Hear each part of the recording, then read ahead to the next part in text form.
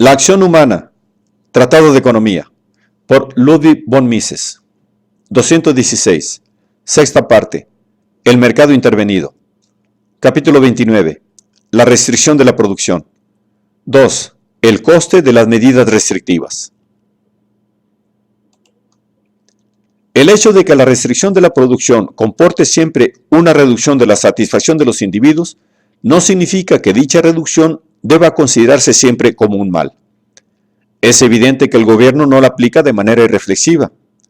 Pretende alcanzar determinados objetivos y considera la restricción como el procedimiento mejor para conseguirlos. Para enjuiciar con justeza la política restrictiva, es preciso resolver previamente un doble interrogante. ¿Son idóneos los medios elegidos para alcanzar la meta deseada? ¿Compensa la consecución del objetivo la privación impuesta a la gente? Mediante estas preguntas abordamos la restricción con criterio análogo al que aplicábamos al estudiar la imposición fiscal. El pago de las cargas tributarias reduce el bienestar del contribuyente. Esta insatisfacción es el precio que se paga por el servicio que el ente público presta a la sociedad y a sus miembros. En la medida en que la autoridad cumpla su función social y los impuestos no rebasen aquel límite indispensable que facilita el suave funcionamiento del aparato estatal, tales gravámenes son costes productivos y se hallan sobradamente compensados. Lo acertado de esta manera de enjuiciar las medidas restrictivas adquiere mayor relieve cuando con ellas se sustituye la imposición fiscal. Los gastos que ocasionan la defensa nacional son incluidos, por lo general, en el presupuesto del Estado. Pero, en determinadas circunstancias, se sigue un procedimiento distinto. Puede ocurrir que la producción de los elementos necesarios para repeler la agresión bélica dependa de la existencia de determinadas industrias pesadas que la iniciativa privada, en un primer momento, no se decide a instalar. El montaje de ese complejo industrial puede subvencionarse y su coste puede considerarse como gasto bélico. También se puede amparar la operación mediante tarifas proteccionistas. La diferencia estriba solo en que en el segundo caso, los consumidores soportan directamente el coste arancelario, mientras que en el primero lo soportan indirectamente a través de los impuestos con que se paga la ayuda. Gobiernos y parlamentos, al implantar medidas restrictivas, nunca se percatan de las consecuencias que su injerencia en la vida económica ha de provocar. Con notoria ligereza imaginan que con las barreras aduaneras se puede elevar el nivel de vida del país y con obstinación rechazan las enseñanzas del economista cuando demuestra las inevitables consecuencias del proteccionismo. La condena de este por parte del economista es irrefutable y está exenta de cualquier sesgo partidista. Cuando los economistas proclaman el carácter nocivo del proteccionismo, no se dejan llevar por dogmatismo alguno. Se limitan a poner de manifiesto que tales medidas no conducen a la meta que precisamente el poder público se propone alcanzar al implantarlas. No discuten el fin último de la política gubernamental. Solo rechazan el medio utilizado, inadecuado para la consecución del objetivo perseguido. Las medidas restrictivas más populares son las que integran la denominada legislación social. En este terreno, tanto la opinión pública como las autoridades son víctimas de un grave espejismo en lo que respecta a los efectos de estas medidas. Creen que la reducción de la jornada laboral y la prohibición del trabajo a mujeres y niños, por ejemplo, son medidas que exclusivamente gravan al patrono y que representan un auténtico progreso como conquistas sociales. Sin embargo, esto es cierto solo en la medida en que tales medidas reducen la oferta de mano de obra y por tanto elevan la productividad marginal del trabajo frente a la productividad marginal del capital. Pero la reducción de la actividad laboral reduce la producción y por tanto, por término medio, también el consumo per cápita.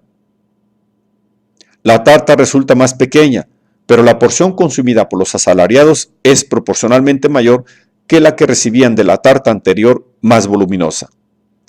Al mismo tiempo, la porción que reciben los capitalistas se ve reducida. Dependerá de las circunstancias de cada caso el que mejoren o empeoren los salarios reales de los diversos grupos de trabajadores. La simpatía popular por la legislación laboral se basa en el error de creer que la cuantía de los salarios no guarda ninguna relación con el valor que la labor de los trabajadores añade al material. La cuantía del salario, dice la ley de bronce, es el mínimo necesario para atender las más apremiantes necesidades del obrero. Nunca supera el mínimo requerido por éste para subsistir. La diferencia entre el valor producida por el obrero y el salario la retiene, en beneficio propio, el patrono explotador. Cuando se reduce dicha plusvalía limitando la jornada laboral, se exonera al obrero de una parte de su pena y fatiga. Su salario permanece invariable y se priva al patrono de una parte de su injusta ganancia. La producción total así disminuida repercute exclusivamente sobre los ingresos del explotador. Se ha señalado que el papel que la legislación laboral ha desempeñado en la evolución del capitalismo occidental ha sido hasta hace poco bastante menos importante de lo que cabría pensar a la vista del apasionamiento con que públicamente se ha debatido el tema. Las ordenaciones laborales promulgadas por los gobiernos, sustancialmente, no hicieron más que dar oficial consagración a los cambios producidos por la rápida evolución de la actividad industrial. Pero en los países que adoptaron tardíamente el sistema capitalista de producción y están atrasados en el desarrollo de los métodos modernos de fabricación, el problema de la legislación laboral es crucial. Fascinados por las espurias doctrinas del intervencionismo, los políticos de estos países imaginan que para mejorar la condición de las masas indigentes, basta con copiar y promulgar la legislación social de las naciones capitalistas más desarrolladas. Enfocan estas cuestiones cual si tan solo merecieran ser examinadas desde el equivocadamente titulado aspecto humano y prescinden del fondo real del tema. Es realmente lamentable que en Asia millones de tiernos infantes sufran hambre y miseria, que los salarios sean extremadamente bajos comparados con los tipos americanos o europeos occidentales, que la jornada laboral sea larga y las condiciones higiénicas de trabajo deplorables. Pero tan insatisfactorias circunstancias solo pueden ser modificadas incrementando la cuota de capital. No hay otra salida si se desea alcanzar una mejora permanente. Las medidas restrictivas propugnadas por sedicentes filántropos son totalmente inoperantes. No mejorarán las condiciones actuales, sino que tenderán a empeorarlas. Si el cabeza de familia es tan pobre que no puede alimentar suficientemente a sus hijos, vedar a estos el acceso al trabajo es condenarles a morir de hambre. Si la productividad marginal del trabajo es tan baja que un obrero, mediante una jornada de 10 horas, tan solo puede ganar un salario muy inferior al mínimo americano, en modo alguno se le favorece prohibiéndole trabajar más de 8 horas. No se trata de si es o no deseable la mejora del bienestar material de los asalariados. Los partidarios de la legislación mal llamada prolaboral desenfocan deliberadamente la cuestión al limitarse a repetir, una y otra vez, que con jornadas más cortas, salarios reales más altos y liberando a los niños y a la mujer casada de la fatiga laboral, se acrecienta el bienestar del asalariado. Faltan conscientemente a la verdad, calumniando a quienes se oponen a la adopción de tales disposiciones por estimarlas perjudiciales al verdadero interés de los asalariados, al denostarles como explotadores de los obreros y enemigos del pueblo trabajador. Porque la discrepancia no surge respecto a los objetivos perseguidos, sino a los medios más adecuados para alcanzar las metas que todos ambicionan. La cuestión no estriba en si se debe o no incrementar el bienestar de las masas, sino en sí los decretos y las órdenes del gobernante, imponiendo la reducción de la jornada laboral y prohibiendo el trabajo a hembras y menores, son o no vía adecuada para elevar el nivel de vida de los asalariados. Es este un problema estrictamente cataláctico que el economista tiene la obligación de resolver. La fraseología emotiva está fuera de lugar. Apenas sí sirve de cortina de humo para ocultar la incapacidad de farisaicos partidarios de la restricción en su vano intento de oponer una réplica convincente a la sólida argumentación de la ciencia económica. El hecho de que el nivel de vida del trabajador medio americano sea incomparablemente superior al del obrero medio indio, que en Estados Unidos sea más corto el horario de trabajo y que los niños vayan a la escuela en vez de a la fábrica, no se debe a las leyes ni la acción del poder público. Todo ello obedece simplemente a que hay mucho más capital invertido por cabeza en Estados Unidos que en India y, por lo tanto, la productividad marginal del trabajo es mucho mayor.